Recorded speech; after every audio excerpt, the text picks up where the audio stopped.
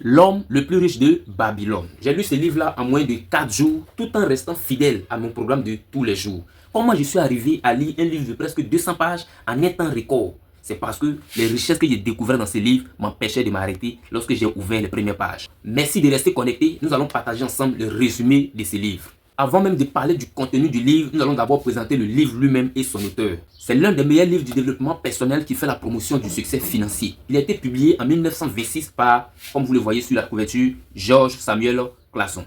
L'auteur lui-même est né en 1874 et a connu un succès financier. Il est devenu un homme d'affaires très prospère.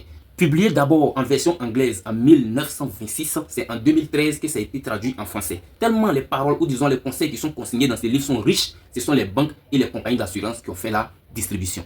Après lecture, nous avons reconnu 4 grandes leçons qui sont consignées dans ces livres et que nous jugeons bon de partager avec vous. Je rappelle, ici le résumé n'est pas de faire textuellement ce qui est dans le livre, mais c'est de tirer les bonnes leçons et les partager avec vous. Je rappelle aussi que nous ne sommes pas les seuls à faire la publicité ou disons le résumé des livres. Donc vous allez peut-être voir dans d'autres contenus qui vont parler plus des détails. Mais nous ici, il ne s'agira pas de citer les noms ou disons les mots qui ont été utilisés dans le livre, mais de plus vous présenter les idées, l'intelligence qui est dans le livre afin de pouvoir les utiliser dans votre vie pratique. Donc sur cette base, les exemples et les histoires racontées dans le livre ne seront pas forcément présentées. Ici, l'objectif, c'est de vous présenter l'intelligence financière qui a été mise en valeur dans le livre pour que nous aussi, on puisse les mettre en pratique pour connaître le succès financier dans notre vie. Ceci étant dit, merci de noter que la première partie va porter sur les 5 lois de l'or. C'est quoi les 5 lois de l'or? Avant d'aller plus loin, c'est toujours le maître Zoro, fondateur de la plateforme ZKC Group. Sur cette plateforme, nous faisons la promotion de la lecture, la promotion du livre et la promotion du développement personnel, l'auto-éducation. Si tu es intéressé et tu veux rejoindre la plateforme, clique seulement sur le lien qui est dans le premier commentaire et commence à t'auto-instruire, commence à t'auto-éduquer, commence à faire de toi un leader de demain. Si vous êtes bien assis, c'est parti pour la première partie. Alors, comme on a pu le voir sur le titre du livre, le titre dit « L'homme le plus riche de Babylone ». Je rappelle que l'homme le plus riche de Babylone s'appelait Akkad. Akkad était l'homme le plus riche de Babylone. Et Akkad avait un fils qui s'appelait Noamassi, qui lui aussi est devenu un homme très riche, un homme très prospère. Si Akkad est devenu riche et que son fils est devenu riche, c'est grâce aux 5 lois de l'or. Alors, nous allons découvrir ensemble ce que c'est que les 5 lois de l'or. La première loi de l'or consiste à faire une économie ou bien une épargne d'au moins 10% de ce que tu gagnes. 10% de ce que tu gagnes. Ça peut être ton salaire, ça peut être ton revenu, ça peut être ce que tu gagnes dans ton activité. Mais la première loi consiste à faire une épargne d'au moins 10%. Dans le livre, il est dit, et je cite, « L'or vient en quantité plus importante à celui qui met de côté non moins du 10e de son gain pour créer un bien en prévision de son avenir et de celui de sa famille. » Ça veut dire quoi? Ça veut dire que quiconque veut connaître le succès doit d'abord penser à faire une économie d'au moins 10%. Et le développement qu'ils en font, c'est quoi? C'est que celui qui se donne à cette loi, celui qui respecte ses principes, va se voir que l'or va venir à lui. Donc l'or aura tendance à aller vers ces personnes-là qui appliquent ces principes. Mais ceux qui n'appliquent pas ces principes, or aura tendance à les fuir. Et dans le temps, c'était l'or. Mais l'or ici est utilisé pour faire référence à la richesse, pour faire référence à la prospérité. Donc, quiconque veut connaître la prospérité doit obligatoirement passer par ce premier principe, qui est de garder au moins 10% de ton revenu. La deuxième loi, c'est le fait de faire travailler l'or. Ça met en valeur le fait de faire travailler l'or, d'où l'investissement. Mais il dit qu'il ne s'agit pas seulement d'investir, mais il s'agit d'investir sagement. Donc, un investissement sage, c'est un investissement qui est fait sur la base d'une connaissance, sur la base d'une formation ou sur la base des conseils des gens qui s'y connaissent mieux. Donc, je ne peux pas me permettre d'aller investir mon or ou mon argent dans un domaine que je ne maîtrise pas. Donc, avant de faire n'importe quel investissement, il faut que je m'assure que moi j'ai suivi une bonne formation dans ce domaine ou bien je m'approche des gens qui connaissent bien le domaine. En ce moment-là, sur la base de leurs conseils, je pourrais investir ou bien soit garder mon argent. Parce que une chose est d'investir, mais une chose est de connaître la rentabilité de son investissement. C'est tellement important que ces 5 lois-là ont été mises sur la dernière couverture. Donc, on peut le trouver là-bas. Je lis ensemble avec vous. Il dit, l'or travaille avec diligence et rentabilité pour les sages possesseurs qui lui trouvent une utilisation profitable, se multipliant même comme les troupeaux dans les champs. Ça veut dire quoi? Ça veut dire que celui qui investit l'or sagement, l'or va commencer à travailler pour lui, l'or va se multiplier comme des troupeaux qui étaient dans le champ. Donc, en lieu et place de l'or, c'est la richesse en fait, frère.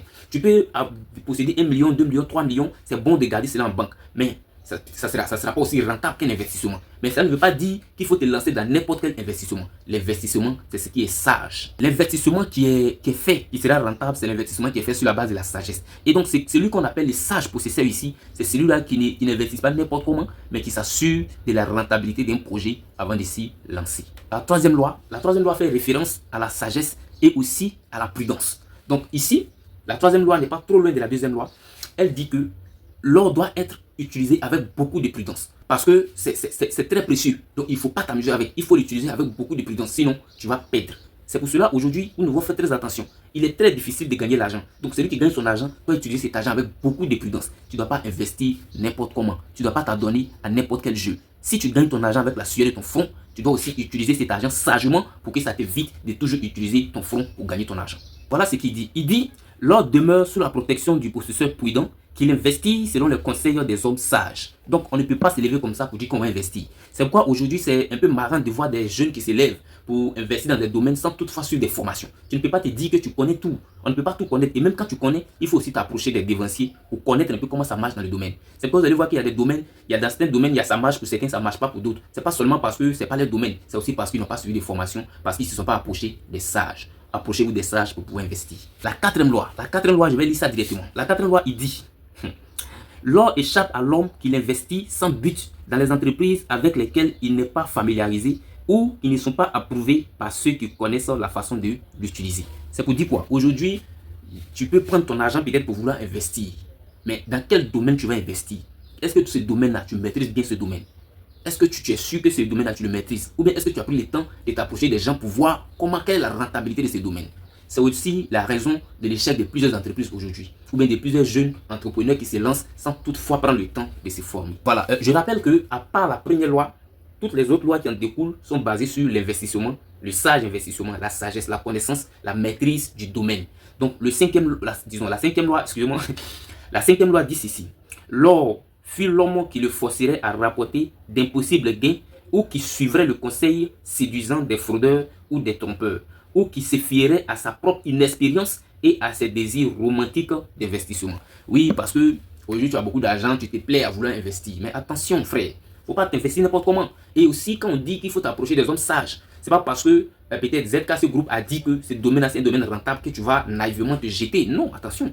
Avant de te jeter, il faut que toi-même tu te formes, il faut que tu te formes sur le domaine. C'est pourquoi aujourd'hui, on invite tout le monde à s'intéresser à la lecture, à s'intéresser à l'auto-éducation, à l'instruction.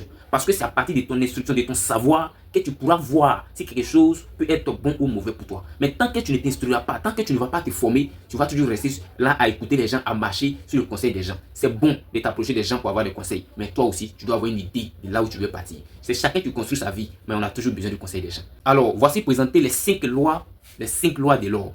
Si tu as bien compris, en tout cas nous rendons gloire à Dieu, c'est notre souhait. Et si tu veux aller plus loin pour connaître encore davantage, pour connaître même l'histoire qui est derrière, on a déjà publié une vidéo sur une histoire qui porte sur un échange entre Akkad et son fils Noamassi. Voilà, un petit résumé. Sachez que dans la culture babylonienne, lorsque un fils naît d'une famille riche, c'est-à-dire quand le père est riche, l'enfant est obligé de rester dans la cour familiale jusqu'à ce qu'il obtienne sa part d'héritage. Donc Noamassi attendait dans la cour familiale pour attendre l'héritage de son père.